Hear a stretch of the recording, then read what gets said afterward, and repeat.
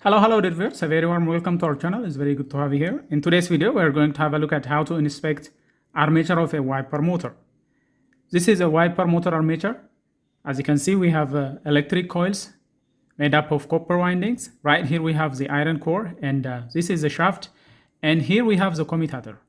Now, inspection is done by simply measuring continuity of the coil winding and whether the coil has grounding, whether it has shorted to the body or something, and whether there is a short circuit within the winding.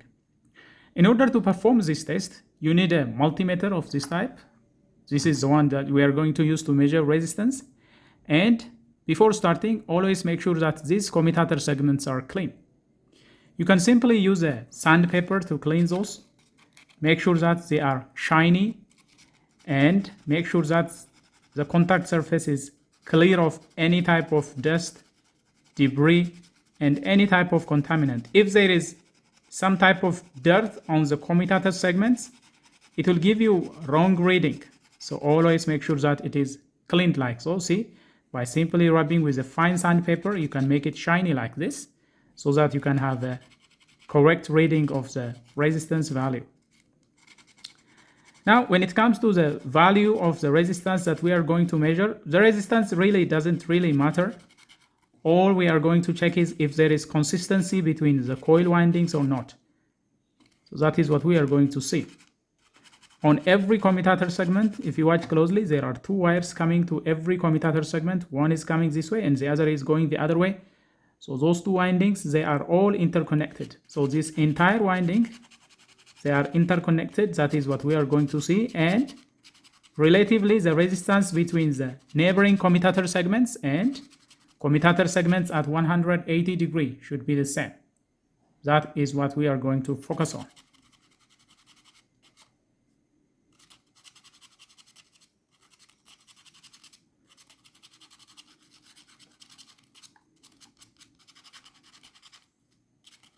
Now nearly all commutator segments are somehow clean. Let's go ahead and measure. The first measurement that we can perform is to check continuity of the coil winding and whether to see if it is shorted or something. All you have to do is measure resistance between neighboring commutator segments. The value really shouldn't be mattering. All that matters is the resistance between these two windings. These two commutator segments should be nearly similar to the resistance between the rest of the commutator segments. So that is one method of testing. Place your multimeter on resistance, select the lowest setting. This one is an automatic select type.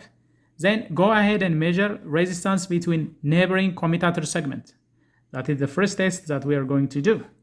Let's go ahead and measure.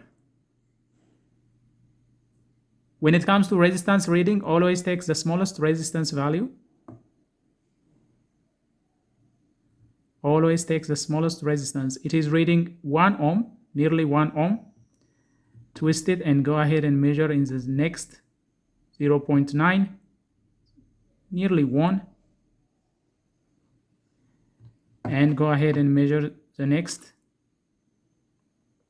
similar value, 0.9 and 1 ohm. Let's do again for the next 1 ohm.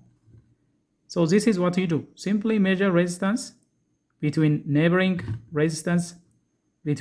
commutator segments, and you should be finding comparably similar readings.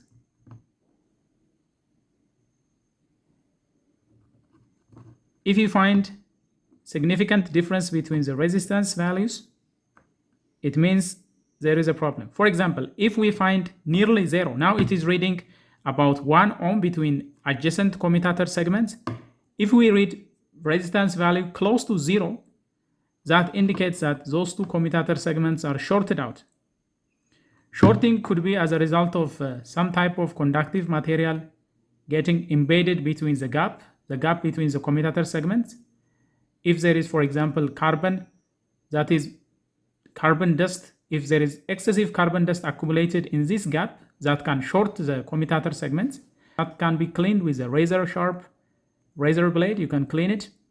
So if you have resistance value close to 0, that indicate neighboring commutator segments are shorted out. If you find excessively large resistance value, for example, if you find infinity between those two neighboring commutator segments, that indicates an open circuit. Open circuits can be as a result of a failure solder right here, or it could be as a result of a broken wiring. See, the wires that are coming here, they are soldered. If the soldering fails, or if somehow one of the coil is disconnected, that can result in infinity reading. So this is the first test. First test, simply measure resistance between neighboring commutator segments. As we have said, the value really shouldn't be a matter, shouldn't be a problem, only it has to be consistent. The second test is the 180-degree test. You can measure resistance between 180-degree opposite commutator segments. Same thing, the value is not a concern, but the resistance value, the reading value should be consistent. It is reading 1.5, 1.6. Turn it a little and measure again.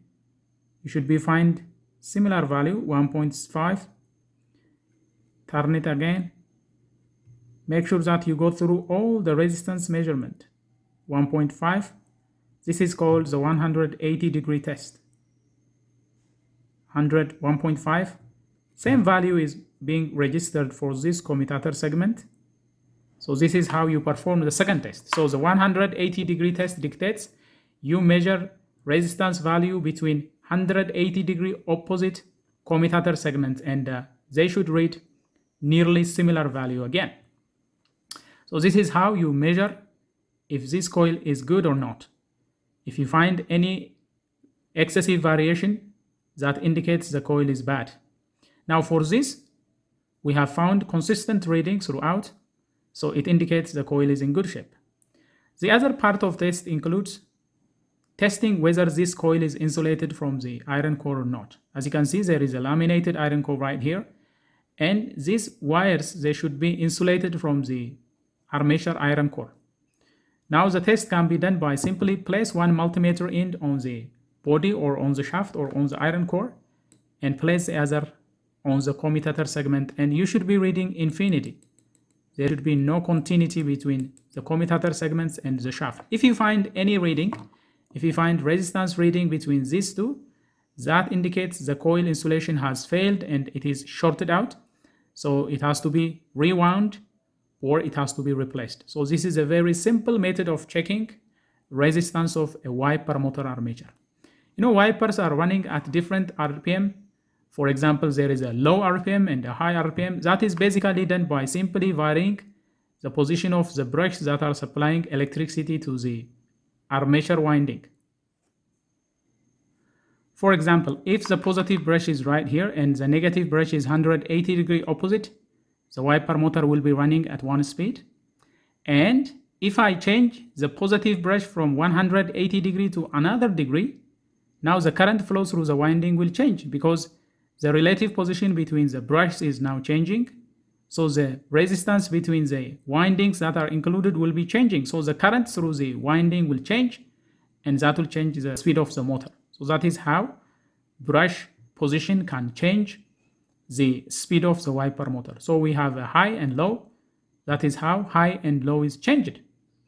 On some, there are resistors. When running on low, current will be made to pass through another resistor besides the wiper winding. And when the switch is set to high speed, the resistor will be bypassed and full current will be supplied to the armature winding. This is on some motors. But on majority of the cases, it will be done by simply placing the brush at different angle. 180 degree opposite for low speed and shifting it to another degree for a high speed operation. So by simply changing the position of the brush, you can simply change the current flow. When current flow value changes through the motor winding, the magnetic field will change, and that will change the speed of the motor. So this is how wiper motor speed varies. So this is how you can inspect armature of a wiper motor. Well, dear viewers, that is all we have for you regarding some of the inspections and tests that you can perform on a wiper motor armature. If you find this video helpful and if you enjoy what has been presented, please smash the like button. If you are new to this channel, do consider subscribing, turn on notifications so that you will be the first to get notified whenever we come up with another video. Until then, stay safe.